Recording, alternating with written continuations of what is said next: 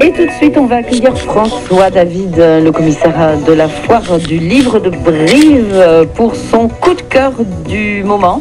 Bonjour François. Bonjour.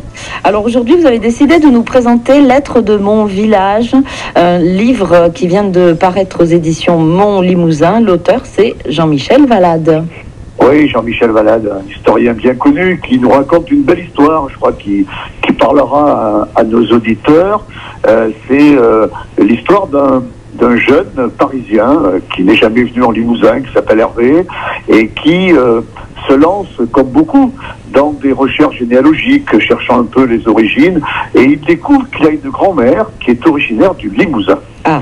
Alors, il se met à chercher, il trouve le village d'origine de sa grand-mère, et il décide, à l'occasion de vacances, de venir visiter ce village pour savoir vraiment d'où vient une partie de sa famille. Sa grand-mère était à Paris, elle était couturière, la Mariette, voilà. Et il arrive dans ce village et il s'y promène et là, il a quelque chose, une petite émotion qui le saisit au creux du ventre, au creux du cœur, là. Et puis en se promenant, il y a cette petite voix qui lui dit « Ah, peut-être bien que c'est ici qu'il faut que tu continues ta vie. » Il se promène, il voit les anciennes vignes, il voit les maisons de vignerons, il rencontre un vieil homme qui est assis devant sa porte, il lui parle de sa famille, personne ne la connaît. Alors il dit quand même, écoutez, franchement, je vais acheter quelque chose ici.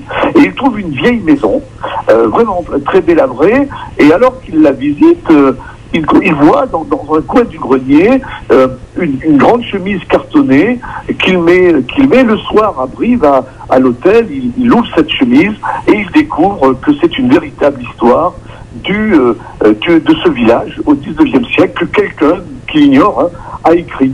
Alors, un peu comme les lettres de Montmoulin d'Alphonse Daudet, il va mettre en valeur les lettres de son village. Voilà, et alors on va y retrouver, vous savez, toutes ces personnalités que les gens dans les différents petits villages que Limousin connaissent. Alors il y a le Piarou, qui est l'histoire d'un Robin des Bois du village, qui arrête la diligence. Et puis il y a aussi la grande affaire que fut la visite du président de la République. Et puis il y a un peu la place de ces femmes, comme la Galibode, devant laquelle tout le monde tremblait, et surtout son mari. Voilà, et puis il y a quelques filouteries, enfin ce qu'on raconte dans tous les villages, et qui est raconté avec l'humour et l'écriture fine, très bien documentée de Jean-Michel Valade. Et il me semble que ça devrait faire passer un bon moment à la fois à ceux des générations qui ont connu, parce que leurs parents leur ont parlé, cette France-là, et puis les toutes jeunes générations peut-être, qui découvriront, comme Hervé, un temps que les moins de 20 ans ne peuvent pas connaître et qu'ils n'ont eux-mêmes pas connu. Voilà. Et lorsqu'on arrive au dernier chapitre, je crois on lit ce que beaucoup ressentiront, je pense, en tout cas ce que j'ai ressenti moi. Si au cours de cette année 2022, leurs pas les conduisent au pays de leur enfance, ou celles d'ancêtres connus ou découverts, et ça se termine comme ça. Je reprends le vieux cimetière, la route du vieux cimetière de Saint-Mézac. J'ai grand plaisir à mettre de nouveau mes pas dans les pas des miens.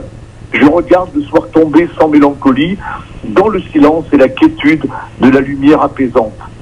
C'est cette quiétude que je vous souhaite à vous, Marie-Ange, et à tous les auditeurs de France Bleu au cours de cette année 2022, avec beaucoup de livres auprès de leur table de nuit. Merci François David. Alors je rappelle le titre de l'ouvrage, Lettres de mon village, de Jean-Michel Valade, et c'est paru aux éditions Mont Limousin. Merci François, à vendredi prochain pour un autre coup de cœur. À vendredi, au revoir. Au revoir.